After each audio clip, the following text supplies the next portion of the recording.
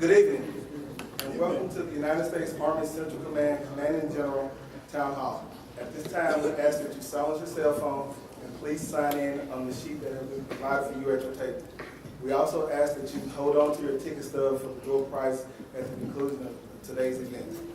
At this time, I would like to acknowledge our distinguished guest, Colonel Retired Kevin A. Schwudo, South Carolina Civilian Aide to the Secretary of the Army. Chief Master Sergeant Tiffany Rankin, 20th Fighter Wing Family Readiness NCO. Mrs. Shelby Galloway, Sumter School District Social Media and Marketing Coordinator. Ms. Brenda Golden, South Carolina Department of Commerce Regional Workforce Advisor. Ms. Veronica Field Cox, Fort Jackson Education Center. Ms. Pam Wallace, Chief Manager, Moncrief Care Health Clinic. Ms. Kathy Farley, Community Director, Shaw Family Housing. Brigadier General Kenneth Hubbard, Assistant Chief of Staff, G8. Brigadier General Jonathan McCullum, Chief of Sustainment. Brigadier General James H. Raymer, Chief of Staff. The panel members seated at the head table for this evening's event are Lieutenant General Michael X. Garrett, Commanding General, United States Army Central. Lieutenant Colonel Michael Burkott, Director of Staff, 20th Fighter Wing. Lieutenant Colonel John A. Hermish, RCN Deputy G1. Lieutenant Colonel Lindsey Matthew, Commander, Headquarters Battalion. Command Sergeant Major Eric Dotsey, Command Sergeant Major. And Colonel Rainey, excuse me. Ladies and gentlemen, this time I will turn the program over to Colonel Angela Finaro, Chief Public Affairs, who will facilitate today's discussion. Good evening, everyone. Good evening. On behalf of Lieutenant General Michael Garrett, welcome to our first Family Town Hall of 2018. As Major Evans noted, I'm Colonel Angela Finaro, Chief of Public Affairs for USARCENT and 3rd Army, and your facilitator for the evening. Before we get started, I'd like to extend a warm welcome to our guests from the state, local, and military communities who've been great enough to join us this evening and will hopefully address your questions and concerns. Next, I'd like to share just a few administrative notes. First, out of courtesy for our online audience, we'd ask that you disconnect your personal devices from the Wi-Fi network. This will allow us to provide faster feedback to those who are standing by online. Secondly, if you have a question during the town hall, there are 2 ways you can share them with us. You can either raise your hand for the microphone to come to you, or you can write your question in and submit it anonymously through the box near the rear entrance, or near the entrance, I'm sorry. This is your opportunity to voice your questions and concerns, and we have the staff gathered here today to either answer your questions or take your concerns for action. We've been collecting questions over the past few weeks, and we'll be sharing the responses to those questions throughout the evening as well. Now, without further ado, I'll pass the mic over to Lieutenant General Garrett and get this town hall started.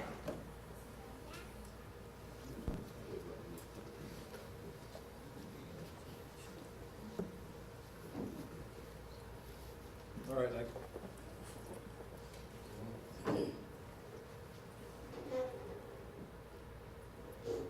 All right, and I can't resist this. The Honorable Kevin Schwudo.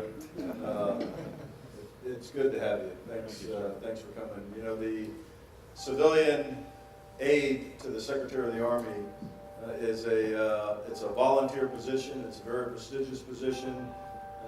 The protocol equivalent, I think, is the 3-star protocol equivalent, but he gets absolutely nothing for all the work that he's going to do for us, but the satisfaction of helping soldiers and families. And that's Kevin Schwado that I've known for many, many years. So Kevin, congratulations. Well, I'm sorry.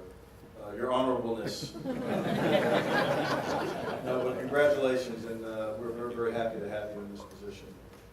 All right.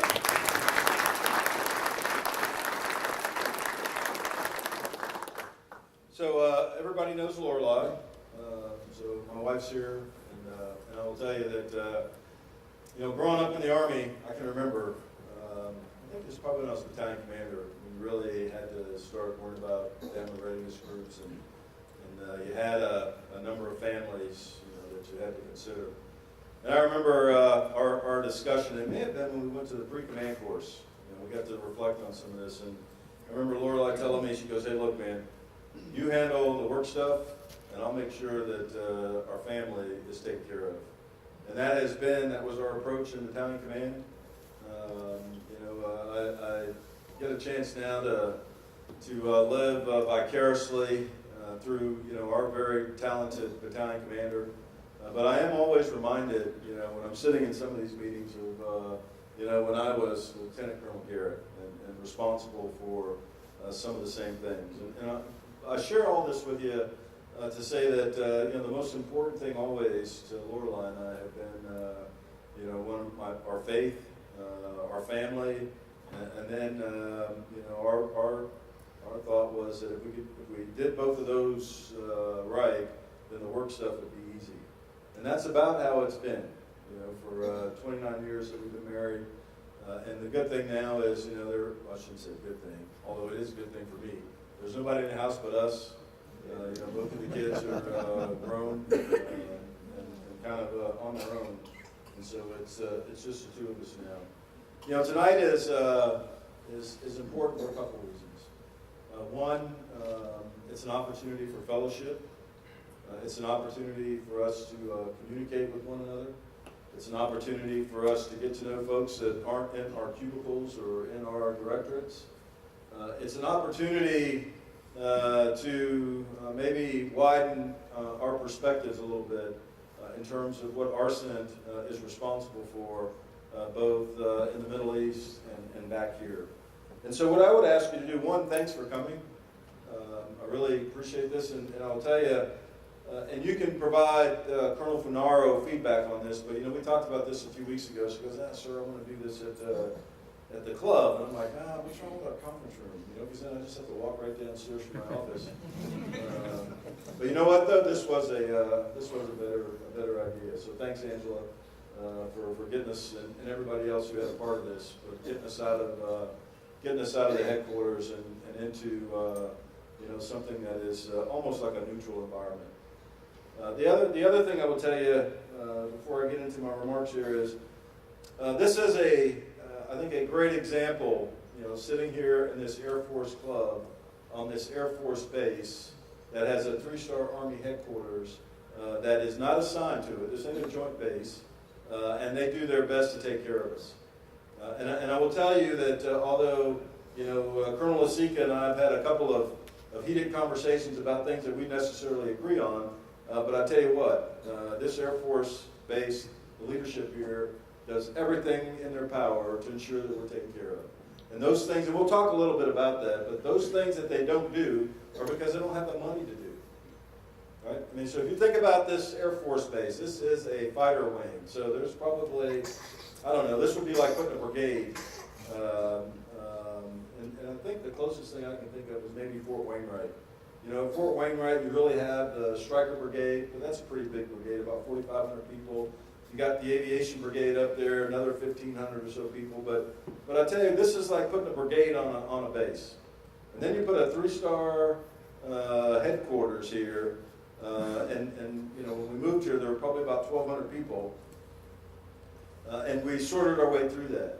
Well, today, 5 years after we moved here, many of the services, so when they did the initial support agreement, we worked out some things that the Air Force would provide for us, but we received a lot of support from Fort Jackson.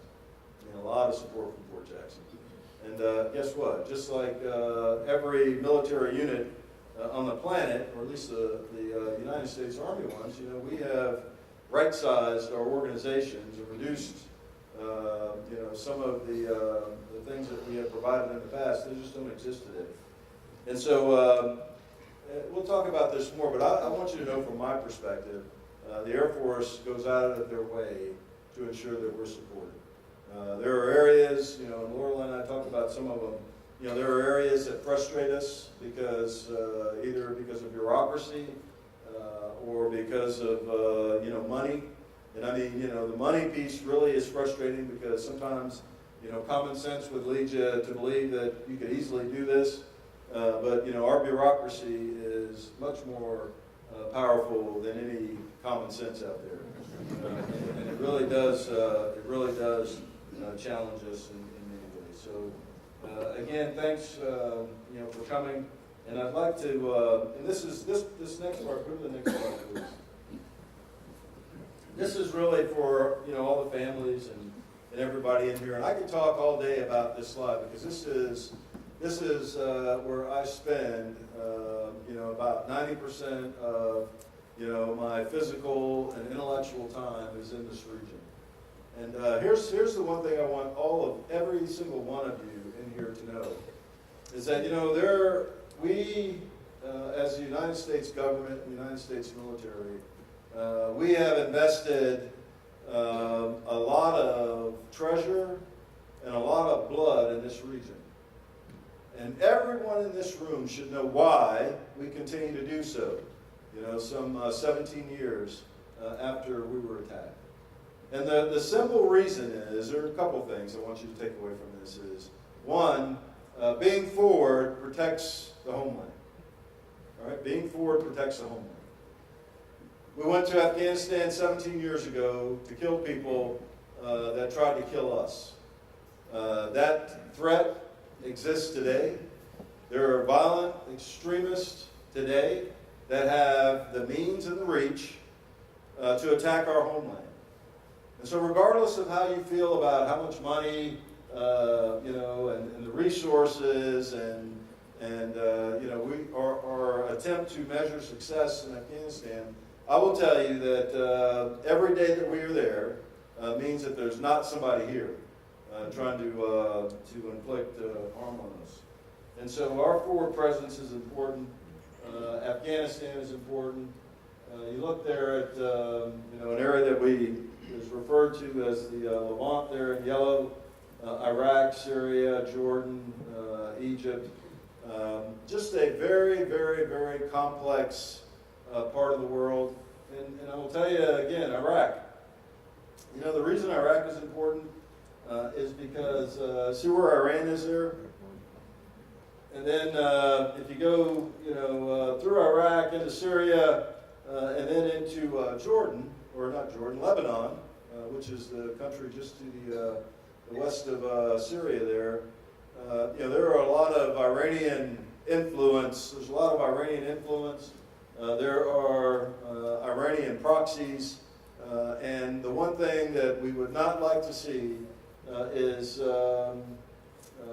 Iranian influence in Iraq that allows or that disrupts the Iraqi society, their security, and also Iran's ability to continue to influence, you know, Syria and some of the other areas.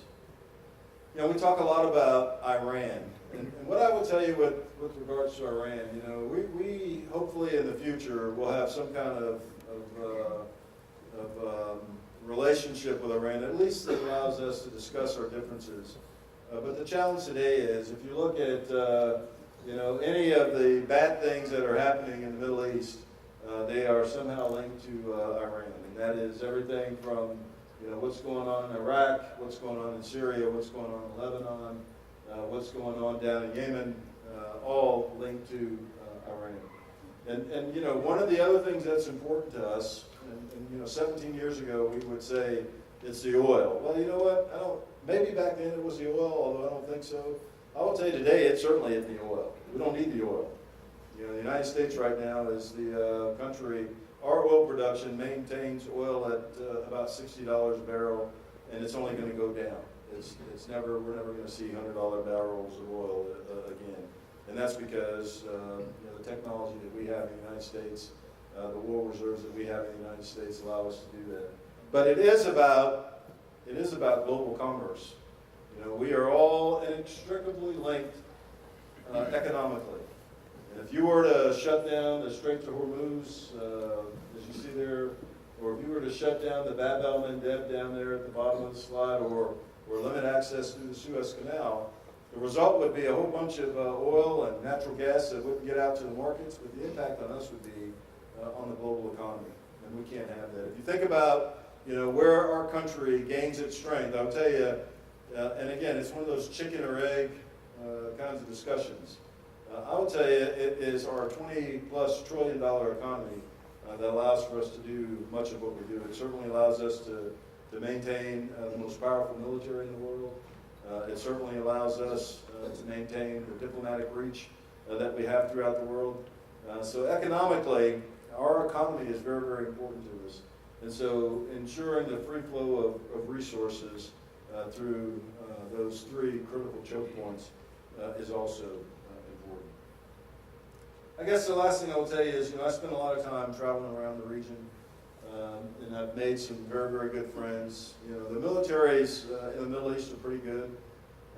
They're not like our military, and the biggest difference between our military and every other military really in the world, but certainly in the Middle East, is our non-commissioned officer corps. They don't have anything like it, and it really is the part of our Army that makes our Army different, special, and they're trying very, very hard to replicate it, and certainly Judasi's trying very, very hard to help them. Okay, go to the next slide, please. All right, this is just a calendar of some upcoming events that we wanted to share with you.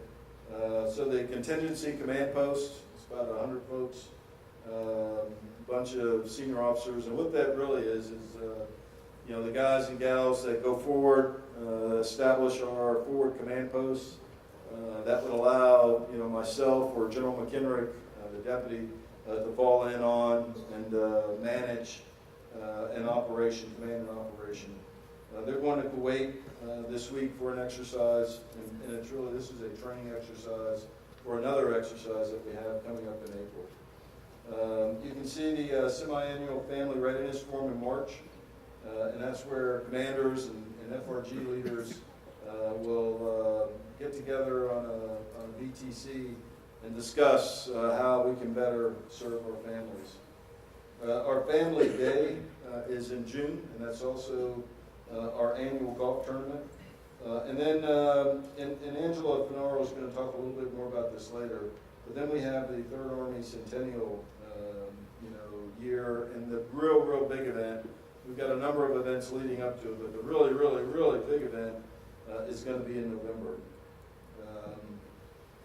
And then the last thing I guess here is, Sumter actually is, I shouldn't say actually is, Sumter's an interesting little town, and I'm always surprised at how much goes on in this little bitty town. If you remember, I want to say it was about 18 months ago, Lorelei and I were surprised to see on the news, and then as we were riding around, this was one of the places that candidate Trump, I think this is one of the first places that he came to in his run up to the presidency. Go to the next slide, please. All right, so here is this is USR Century, and really what this gets at is celebrating our 100th year of existence as the Third Army. And so I'd ask you to mark 7 November on your calendar because that's going to be a big day here. We're still working through all of the details, but a formal ball and some other events are kind of what we have in store. And I'd ask Angela if you could to give us an update. Sure thing. So we're trying to put USARCENT on the map, and here's how you can help. Join us on our social media platforms, either if you're a Facebook member or follow us on Twitter. You can also check us out. We have a YouTube channel, and also check out our photos on Flickr. But to help spread the word, when you make postings that are relevant to our command or want to share a post, if you hashtag USARCENT to kind of help generate, improve awareness for us. And also you can participate by not being a member of this headquarters to join us in some of our campaigns. Right now we're underway with our 100 Days of Strength. And what that's about is promoting a holistic individual and family readiness, and that's for everybody. So it's not just about strengthening your bodies, but also mental fitness, spiritual fitness, the strengths of individuals as well as family bonds. In fact, on the 9th of February, for those of you who don't know, the chaplain has gotten a sponsored dinner here in town for couples. So, we're posting about that on social media.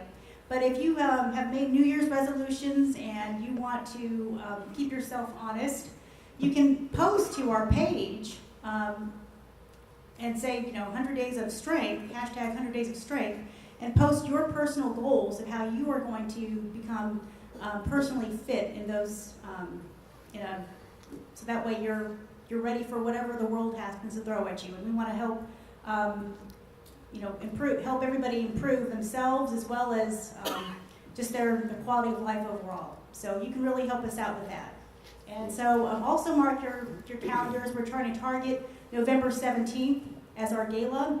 And the reason why it's 10 days after our birthday is because that our birthday falls kind of into the Veterans Day weekend. And Veterans Day coincides with Armistice Day.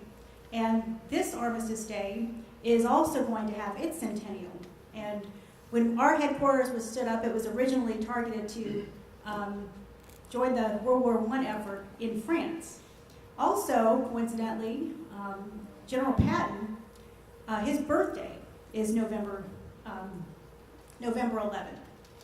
So again, please, if you're interested in learning more about us, visit our website and definitely follow along with our campaigns and join the effort to make us all stronger. Cool. Thanks. Now go to the next slide, please. So we talked a little bit about this before.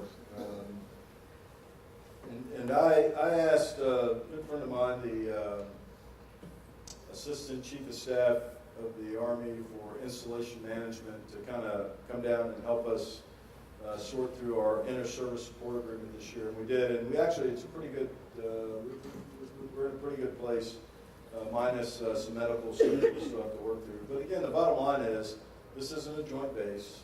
The support that we get from the Air Force is negotiated and agreed to by both parties.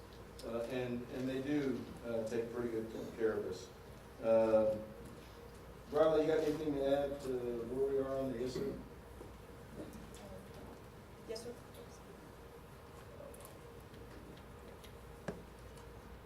No, sir. Okay. Well, then I'm going to turn this over to our surgeon to see if there are any updates to TRICARE. Lance? There are. First of all, I'm Colonel Lance Rainey. I'm the command surgeon for USARCENT, joining the team over the last month, so it's great to be here. Big changes associated with TRICARE. So Humana doesn't assume this region as a new provider, but they are assuming, and I'm talking about the TRICARE managed support contractor. So when you talk TRICARE in the community, right now it's Humana. Humana has been in the southern area for a while and covered South Carolina. However, just this year, Humana assumed all of these. So TRICARE went from multiple regions across the United States down to 2. So you've got east and west. So with that, there will be some changes in some of the processes. Now the good news, if you're enrolled in the community, which the majority of dependents are, that's the other thing I'll mention. We do have the 20th clinic here on post. They do not, as of last May, they do not have capacity for dependents. They still enroll the majority of our active duty, but the majority of the dependents are enrolled in the community under TRICARE, under the Managed Care Support Contract. That's not good or bad, but for many folks, it's different. And because it is different, especially if you're coming from a place like Bragg or Campbell, where there is capacity for family members on post and you're used to the military system, when you're enrolled or assigned to a provider in the community for a first time, it is different. And sometimes that difference can be painful, especially if expectations are different than what occurs in reality. So we want to make sure that both through Humana and through the team, we work through some of those. But as far as capacity in the community, because Sumter's not a big community, and if you live up around Columbia or Fort Jackson, you've got Moncrief, and Pam Wallace is here. She's got 30 years of experience at Moncrief, so she knows everything there is to know.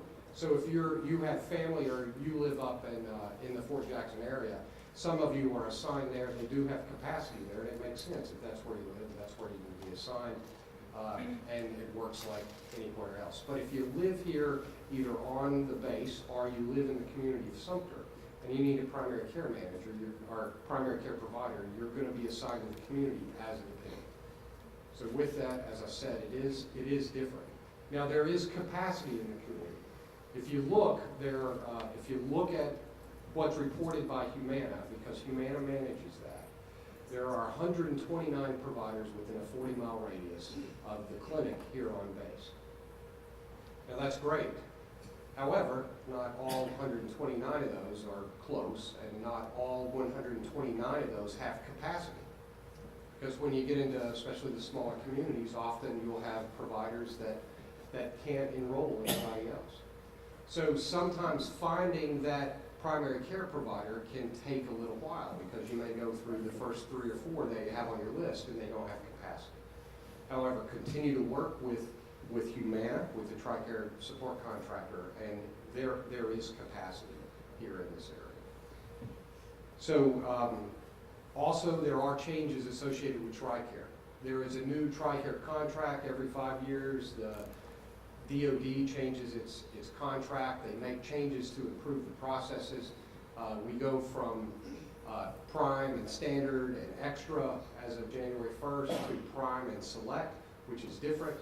There are changes associated with co-pays. You go to the TRICARE website and it'll delineate all of those. A lot of that's based on where you fall in terms of enrollment.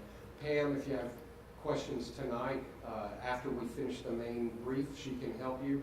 But great support from Humana in terms of getting that information out and available on the website. So that's all I have related to changes here. Thanks, Lance. Okay. Go to the next slide, please. Riley, is yours working? Sorry, I got a block of instruction on it, so we're good now. So I don't want Go to back one. come over the top of Colonel Rainey, but I also want to say that we have made great strides in the support and opening up the lines of communication between the Air Force folks and us. So that's everything from the security forces who take care of our soldiers and their families who live on post. Very, very helpful to us and very responsive to us, as well as the medical support, which we can all appreciate. We're all strapped and we have more to do with less. But in addition to the ISSAs, we have MOUs, memorandums of understanding, memorandums of agreement with Moncrief, with other organizations that are helping to fill in those gaps. So very appreciative of those folks stepping in and supporting us. Thanks, Rob. Okay. Just a couple of other things, not good or bad, but change. The blended retirement system is taking effect, and folks that have less than 12 years of service can opt in, and we're working through ensuring that everybody receives the training and understands their options. And then, even more importantly, we're hiring at USARCENT. But we're not hiring, we still have challenges. We're hiring in temporary positions as opposed to permanent positions. I was talking to somebody today, and my biggest issue as the USARCENT commander is the lack of civilian authorizations. Our headquarters, we got some very, very talented military members, but what we are lacking is a core group of of senior civilians that provide the organizational continuity, that we really, really, really need. I mean, that is the big hole in our swing at the headquarters. But we are hiring, and and I'll ask the G1 to provide us an update if you have one, John. Yes, sir. As you can see on the slide, currently we have 36 positions vacant in ARCENT. Like I said, it's not a lot, but more importantly, there's other jobs at ARCENT, the contractors. We're hiring many of them within the state for families. In Columbia, there's tons of jobs there. So in the area, there are many, many jobs. I would ask if you are interested in working for ARCENT, go to USA Jobs for these 36 positions. Specifically, if you're looking at contract work, I believe the Indeed.com is where we hire most of our contractors at. So we are still growing. As General Garrett said earlier, and when we both got here, we were about a 1,400 person organization. We're down to about half that. And we're compensating with civilian authorizations, hopefully, but at least civilian hires. So as you move your family members in, and we're trying to take care of family members, there are jobs available, and we're trying to do what we can to help. The G1's kind of responsible for much of the hiring on the civilian side. We own the CPD, so if you have any questions on hiring, I ask that you come see me afterwards or see Miss Diane Bennett if you're at work or through your spouse. Thanks, John. Okay, and this is the last slide that we have, and this is my opportunity just to again say thanks to all of you for what you do every single day. I tell you, I love, there's nothing like being in command. I mean, it really is. There's nothing like being in charge. I like it. I mean, I really do. I like being in charge. But I tell you what, this organization has probably been the easiest organization that those that I have commanded, because of the incredibly talented and committed professionals that we have in our ranks. We're all. I mean, there are a couple things about ARCENT, right? We're all getting old. Here we are. I mean, either old generals or old colonels or old sergeant majors. So we're all kind of like in the twilight of our careers. But you know what? That's okay, because what that gives us is an incredibly experienced force. And the experience that we have in the headquarters is just unbelievable. The dedication that we have, the professionalism that we have is unbelievable. But here's what I would tell you, just so that you don't feel bad about it. The other part about being old is you get to the point where it's time to go. And I will tell you, do not, and these are for the colonels, the sergeant majors, the warrant officers, the whoever else that are near retirement, do not feel bad about taking as much time as you need to make sure that you do that right. You spent 27 to 30 years in the service of your nation, and the least we can do is give you a year to make sure that you get the rest of your life, you get started off on the right foot, all right? So do not, and this goes to the professionalism of our force. I can't tell you how many folks that, I talk to that put off, doing things for retirement because, they think their work is more important. And I certainly applaud that. But what I will tell you is make sure that you take care of yourself. You have earned that. So make sure that you do the things that you need to do for your family and for you. And then to the families, it didn't dawn on me until I was here about 6 months. I was talking to one of our intel colonels. And he had said something to me before, but I just didn't pick up on it. We got people here that come here for 3 years, and every 6 months, or they spend 6 months overseas and 6 months at ARCENT, and I didn't have a clue that was going on. And it happens actually a lot more than I would have thought. And so, families think they are being PCS to Shaw Air Force Base, South Carolina, and I don't know that they understand that there will be some time away from home, and there has been. And so for the family members in here, you know, I want to thank you again for all of your sacrifices and your just incredible support of your soldier and your civilian.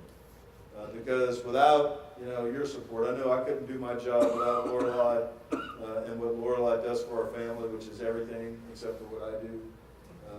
Lorelei, yeah, I mean, and she probably could do this better than me too.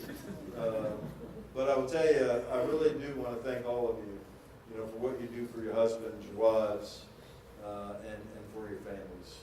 ARCENT is a wonderful, wonderful place. It is a place where, you know, every single day it takes all of our collective best efforts to make a difference in a very, very important part of the world. So again, thanks. And then now is the time for you all to ask whatever it is that you want. You know, I will tell you that you can ask any question you want. If that's too hard for me to answer, I will give it to the Sergeant Major. So with that, over to you all to talk to us. Thanks. Okay, well, we received one online, Twitter, at Bradley Dwergo, who asks, will people with state IDs who do not comply with the Real ID Act be rejected at all installations, or is it by base? I'm Lieutenant Colonel Mike Burkott. I'm the Director of Staff of the Fire Wing. To answer the poster's question, yes. If they do not comply with the Real ID Act, they will be rejected at the gates. Alternative IDs they can use are passports, which is another acceptable form of ID as long as it's current and not expired. Thank you.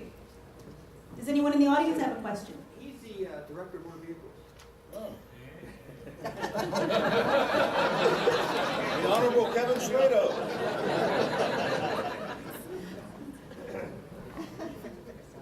Number one, every post has a different rule in terms of how to get on post with regards to Real ID. I'm Kevin Schwado. I'm the Director of Motor Vehicles for the state of South Carolina. Your most beloved person. In case you've never heard the Saturday Night Saturday Night Live line, there's only one reason the IRS exists today, and that's to make the DMV look good. But with regards to Real ID is a real pain. Camp Lejeune yesterday put into place that you cannot, as of yesterday, get on the installation unless you have either a Real ID, a military ID card, or a passport.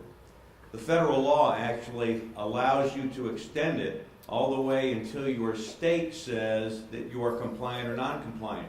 The state of South Carolina has a current exemption that lasts until October of this next year. But we will issue our first compliant cards in the next probably 3 to 4 weeks. When we do, the exception lasts all the way through the 30th of September of 2020. It runs out for all 50 states at that point in time. And the country, because this is representative of people from every state with different rules, every state is in different places. There are probably about 20 states that are fully compliant, and you can get a compliant card right now in that state. South Carolina will be compliant in about a month. Pennsylvania will not be compliant until, I think it is, of March of 2019, and they will have 18 months to go ahead and get an entire state's worth of credentials. What's required for those of you that have got credentials? Okay? You don't need it if you've got a military ID, and that includes a dependent ID, or a passport. But if you're a guy, all you need, and I'm a stereotype, if you're a guy, all you need is a birth certificate, an original birth certificate, a social security card, and 2 proofs of address. And the address has to be a physical address, not a post office box. Okay? That's problematic for some ladies because their names may not be on the bills and some other things. So you've got to work that. But this is a sexist law. It's a federal law. It's not a state law in any way, shape, or form. I'm going to give you the worst case scenario for a lot of the ladies because it records every name change. If you come in and you want a Real ID, okay, and I'll give you a stereotypical response. Birth certificate, marriage certificate, divorce decree, marriage certificate. Your spouse dies and you want to do something really simple like get your maiden name back. a court order that will cost you about $300. Unless you have a passport. If you've got a passport, it will double as your birth certificate, and we can use the name that's on the passport if it's still valid. If it's not valid, then you're out of luck. And so the long story short is, if you don't have that military ID card or that passport, and you're going to visit any military installation, I'd recommend you call before you go. Fort Jackson will allow until the 30th of September of 2020 those credentials to go ahead and last. But Camp Lejeune has already cut them off, and they're allowed to go ahead and do that. So if you're visiting a relative and you don't have one of those cards, you better call ahead of time, because if they can't come off post to get you, you will not be able to get on post. And if you don't have one by the 30th of September of 2020, and you're in Tacoma, Washington, trying to fly back to Sumter, you better have a very long thumb. Good question from Twitter. So let me add on to that, please, that I'll find out when when it'll be enforced here at Shaw Air Force Base. And what we'll do is we'll work through our social media. If you're not a member of our Facebook, look up Shaw Air Force Base on Facebook. Be a member there. We'll post those answers, some of these answers on Facebook. Thank you, sir, or thank you. All right, this next question is from a USARCENT family member who asks, how can we make sure the walking gate for kids at school is open on time? And the background for this is that some days we have to call the security desk to get someone out to unlock it, and kids miss the bus, or we are stuck standing in the elements because of a communication problem, especially on 2-hour delay days when it's already freezing and the kids are just standing there waiting. Okay, so I've talked to our security forces, the squadron commander. They understand the importance. Sometimes they are not tracking all of the school closings. They've implemented a process which their staff personnel will make sure that those gates are open, because while the security forces are out doing their patrols, sometimes they get called away to deal with alarm activations, responses to medical emergencies, etc. But the staff will make sure that those gates are open on time. Thank you. Is there any question in the room? Don't be shy. Okay, well, here's one that came in from a USARCENT service member who asks, is it possible to change the process for picking up prescriptions and eliminate the lines? I think this person is referring mostly to the pharmacy that's at the exchange. So what I do know is that between our medical group and our civil engineers are working on a process to expand that space. But I know that on the 27th of February at 6 p.m., 1800, there will be a 20 Fighter Wing Team Shaw Town Hall here, hosted by Colonel Lasika and all the group commanders and their staff. So I encourage you to also attend that session. But to answer the immediate question, Colonel Lasika has walked through the BX, has seen the line, and has been working with the group commanders to address that issue. Okay. All right, we have a question from a USARCENT contractor who asks, could we get a bank of electrical plug-ins in the ARCENT parking lot to plug in an electrical car? Green energy, it's the way of the future. That's a great question that I will take back to our civil engineers, because I don't think that, quite frankly, that has come up as a requirement before. Okay, I will ask now a question from a USARCENT civilian. Where can service members and families get resource information regarding the new tax law for 2018, and how will it affect local and state taxes for families' allowances?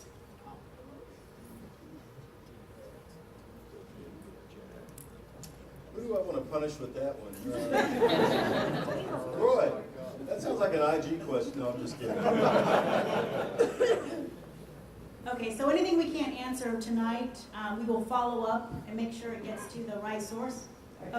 Sir, I don't have an answer, but I can find it out, and then we'll get that. And so all these questions that we've received, we will post online with the responses. Okay, another one is, again, from a USARCENT DA civilian How will the new tax law affect families of service members in danger pay? I can't answer that question, but I will get an answer. Okay. We just got this one off the social media. What is the status of accompany tours to Kuwait? Oh, here, I can answer that one.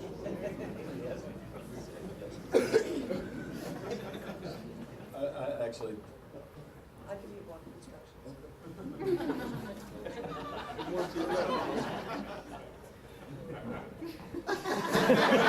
all right. Not that I don't want to take it from the Air Force. Don't take it the wrong way. Hey, so we've been working very, very hard on accompanying tours to Kuwait. You know, the only trip that I've been able to take Lorelei, so I got to take Lorelei on a trip to the region. And we went to Bahrain, where the Navy has 600 families. They've been there, they have schools, PX, commissaries. Then we went to Qatar, where we have some Army families, mostly DA civilians, but a bunch of Air Force families associated with IUD. And then we went to Kuwait, where we have this, I have this desire to provide accompanying tours as an option for some of the folks over there. You know, we have, it was amazing, one of my very first trips there as the ARCENT commander. You know, I'm talking to folks in the 160th Signal Brigade who are on 2-year unaccompanied tours. And that's just, for me, that's just wrong. And so we have been working this as a command for the last 2 years. And we are finally to a point where I told you the bureaucracy, I'm telling you, it is really, really, really powerful. But we have been busting our way through this for the last 2+ years. And we're at a point now where the ambassador and the Department of Defense have come up with a language that they agree on. And now we're just hoping and praying that the Kuwaiti government agrees with that language and signs off on it, and then we'll be good to go. Right now, the thing that we're working towards are privileges and immunities consistent with the folks that are there with the embassy. We want the same privileges and immunities for Title X folks, so that's what we're working. But we are very, very, very close. I'm hoping that the next ASG Kuwait commander has the option of bringing his family, and then there are others. Okay, we just got this great question online from an audience member in the room. Guess who doesn't want to raise their hand? All right. Is it possible to get Arabic lessons at the Education Center on base? Hey, I'm gonna tweet this response. Okay, I'm gonna type the response up and they can get it online. I don't know, Riley. Do you know? Sir, I don't know that question. They answer that question, but I can say that the Air Force Education Center here is excellent. Unfortunately, they don't have access to the Army education programs. Right. So for most of our personnel, in order to use our tuition assistance, we do have to use the Fort Jackson Education Center. So that is one of the very, very few assets available on post that the Army is not able to access.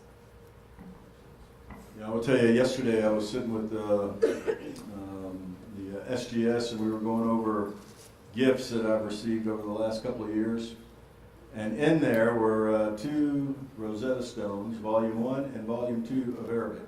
And so if we get those things approved, then you can borrow, we can sign them out like library books. Hey, but you know what, there are, and I think the reason I got that as a gift, because my Arab is probably not as good as it should be, given as much time as I've spent in the region.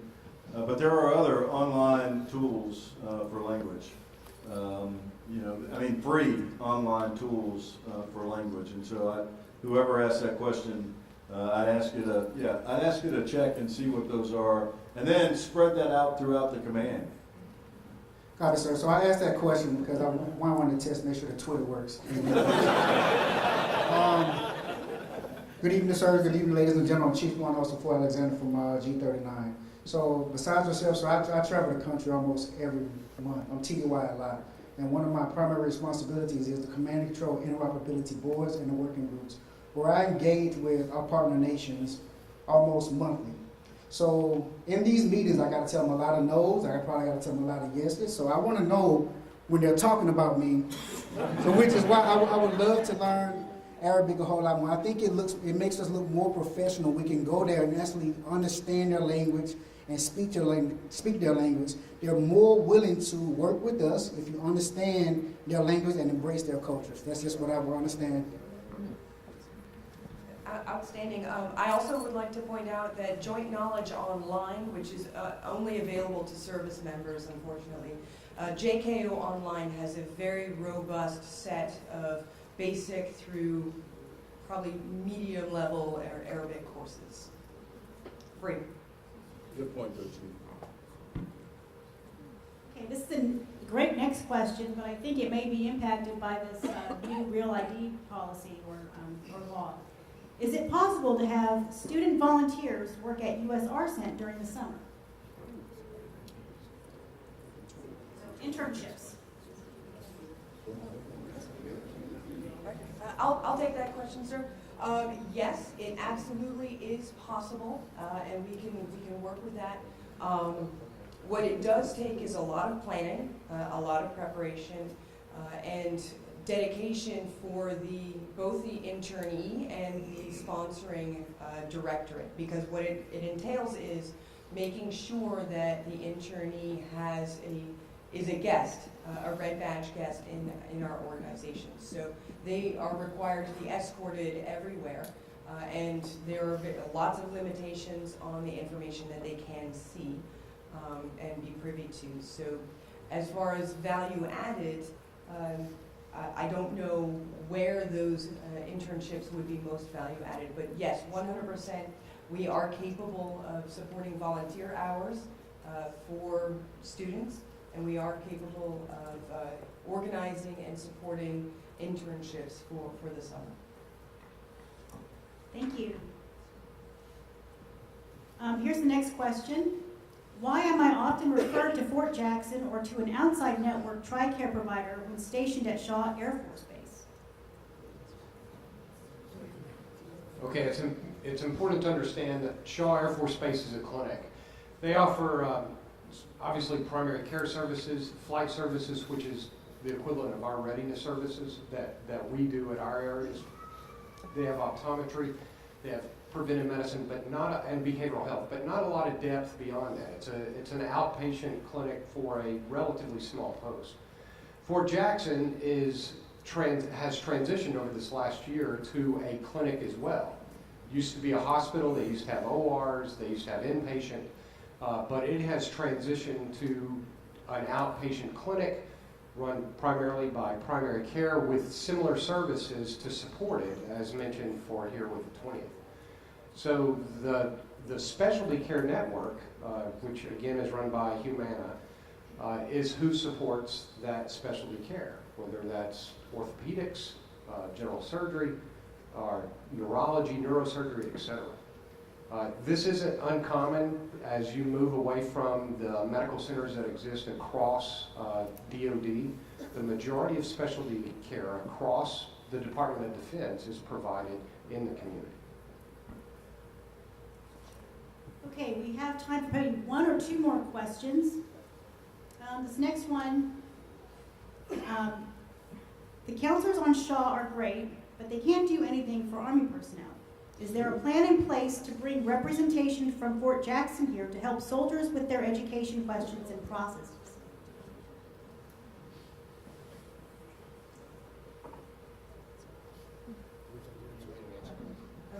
Right. Oh, yeah. Okay. You got a ringer. Running. Okay. Good afternoon. I'm Veronica Fields Cox. I'm the Education Service Officer at Fort Jackson. As stated before, the agreement between Fort Jackson and Shaw is that any post-secondary educational services will be held conducted at Fort Jackson. So no, there isn't any plan for a counselor to come out to Shaw at this time because of the agreement. But ma'am, what about for a couple of hours a week? I was told to stay on script. because I get real excited about education, and he knows I can get long-winded, according to the agreement with that. But I will carry it back. However, if you would like maybe a unit briefing or a counseling briefing or something like that, that would be something different that I would definitely try to coordinate with the counselors. We are limited in our counseling staff. I am short one counselor. So with that, in order to maintain the services, that's why we have to apply to the agreement. I think I just heard a job opportunity. Chance is another question. Okay. Are there any resources available to assist? Hold on, Angela, go ahead. In reference to the, I wanted to give a follow-up to the Arabic question, if that's okay. We don't have Arabic classes per se, but we do have the old, for those of us who have been in the service for quite some time, there used to be a program called Head Start. We have the old tapes, but they're cassette tapes. And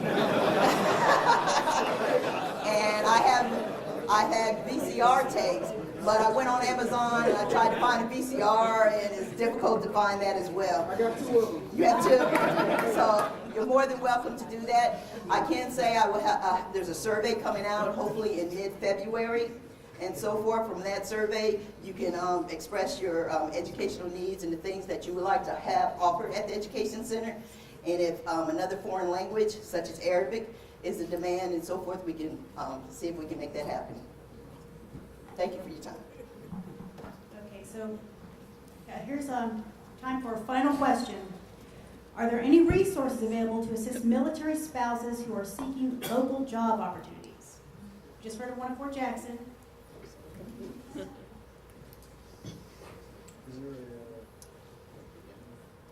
So, that's a great question. I don't have an answer to that, but I guarantee we'll have an answer to that question on the 27th of February at 1800 here in the club, where we'll have our services, squadron commander, civilian personnel to answer that question.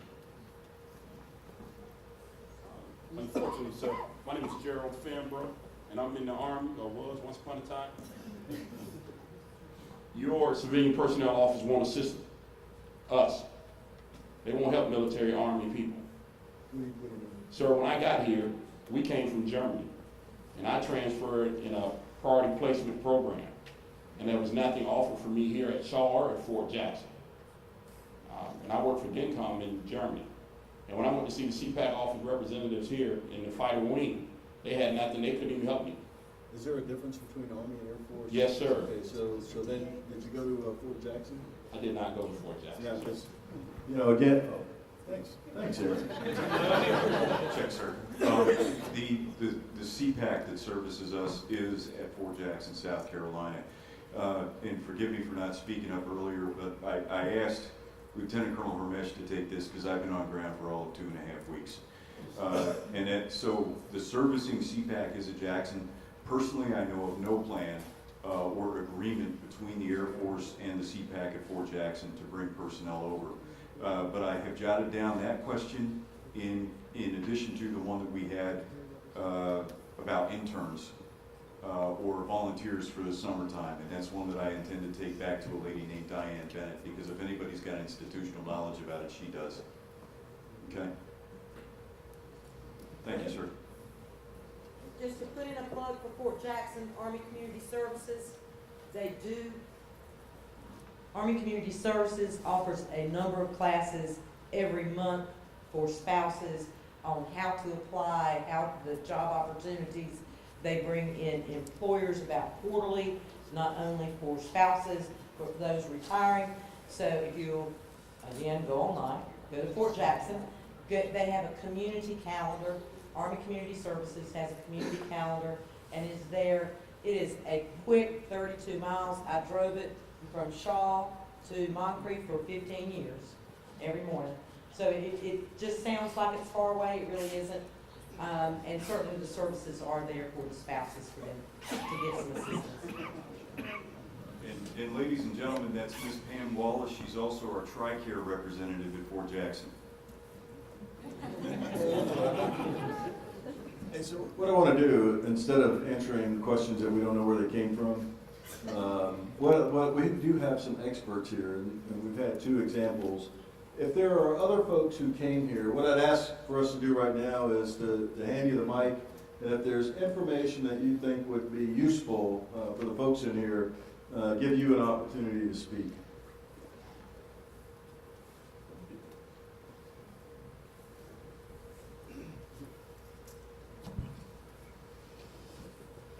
There's one job program that may help you, and I'll share it with everybody, that only affects individuals that have departed from the Army and have a 20% disability or greater. But it's a great program. It's called Vet Success.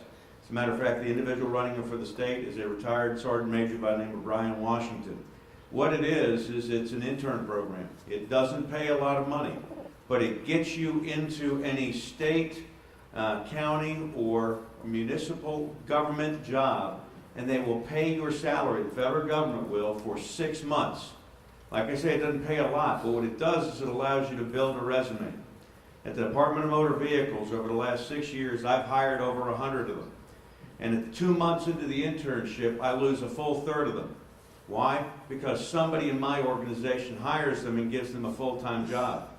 I lose another full 30% of them at the 2-month mark because somebody steals them from me and they get a full-time job. By the time they get to the 6-month mark, and it's a rare person, and it's usually the person that has unrealistic expectations. For example, in the state of South Carolina, it's very difficult to get a job as a public affairs officer. They almost all come out of the TV communities when they lose their job there, and we hire them because they've got amazing connections. So if you come an intern in that, you're probably not going to have a job at the end of 6 months. If you come into my HR office, if you come into my logistics office, if you come into my customer service representative offices, you're probably going to have a job. And so for those individuals that are interested in that program, you're getting out or you know somebody, I'd be glad to go ahead and take your name and your email address, and tomorrow I will hook you up with Command Sergeant Major Brian Washington so you can begin talking. What if you're a public affairs officer who knows the CASA? You're really in trouble. Okay, well, that's all the time we have. Hold on, Angela, go ahead. Okay, great breaking news. I've got this note from Ms. Cleo from the FRG for INS. The Army One Source online, I believe active duty as well as spouses can actually sign up, and it offers language classes and other classes. So the Army One Source online can provide it for free. Okay, that's great. Go ahead. Just real quick, I brought some things for those who are interested in what the new prescription cost if you use mail order or have to use a network pharmacy downtown when you go to those urgent care visits. I have the take command, what changes there are. I do want to, just 2 seconds to tell you, everyone in this room is in the TRICARE Group A.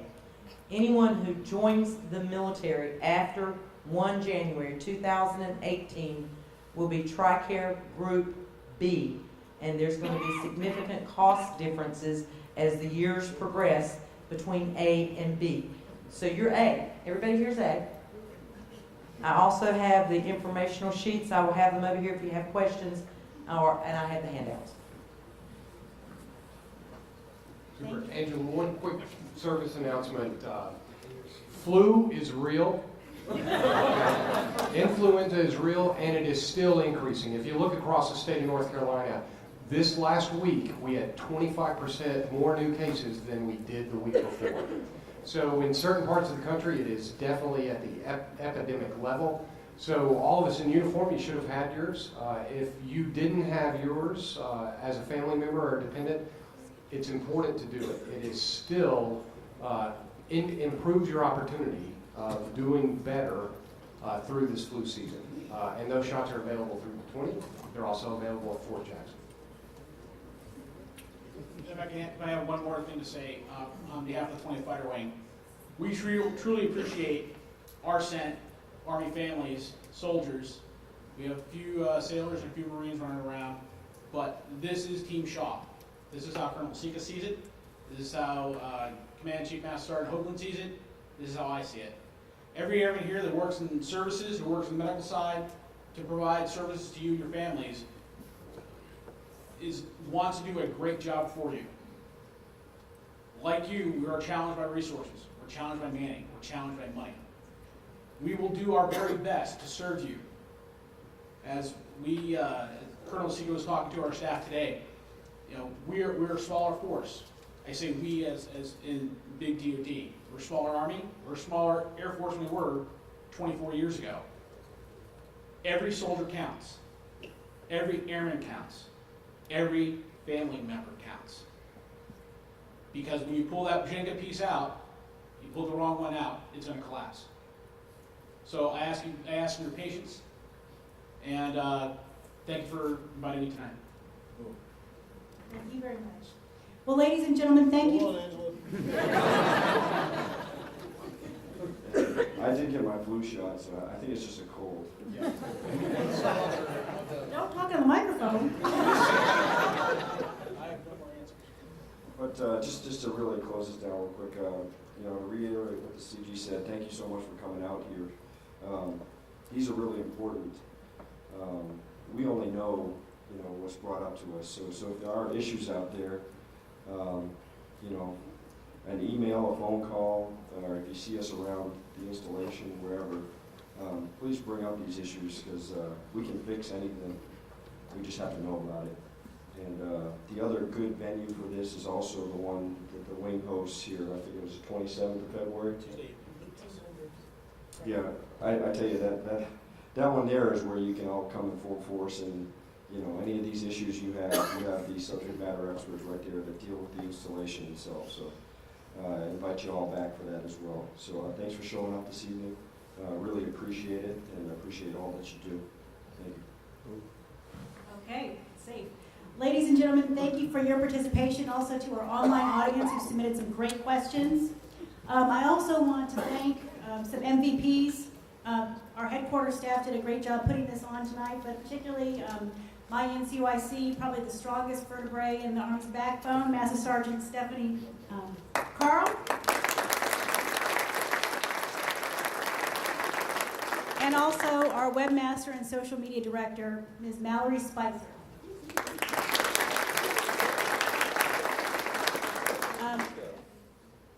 And of course, Major Evans, I'm going to turn it back over to him so he can do the door prize drawing, which is what hopefully you are all waiting for.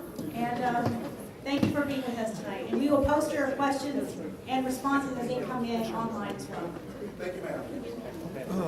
Okay, one final housekeeping note before we get to the door prizes. We need to make sure everyone signs in on the sign-in sheet, especially our DA civilians, so we can verify that with Ms. Dennon for your overtime. Now, if we don't mind, Mrs. Garrett, could you come up and do the honors of pulling for the door prizes?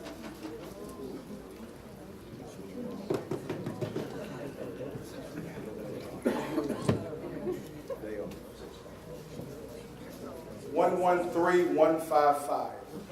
$113,155. Bingo.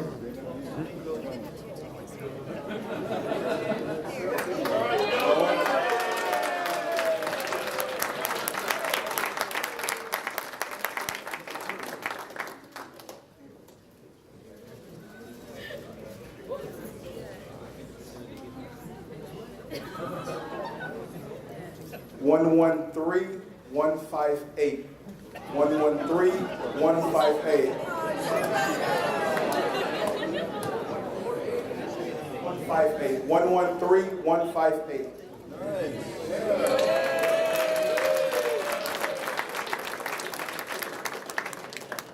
One 113,062. 113,062.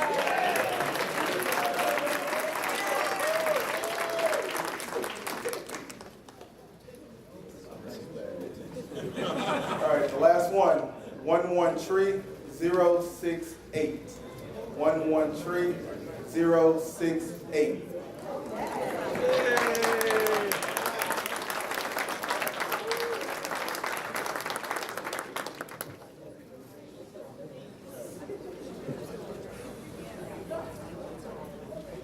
Thank you. At this time, if you have questions that have not been addressed, we ask that you leave them on the index card that have been provided on your table. We will make every attempt to answer your question and post those to our social media outlet. Ladies and gentlemen, that concludes today's town hall. We would like to thank you all for coming out.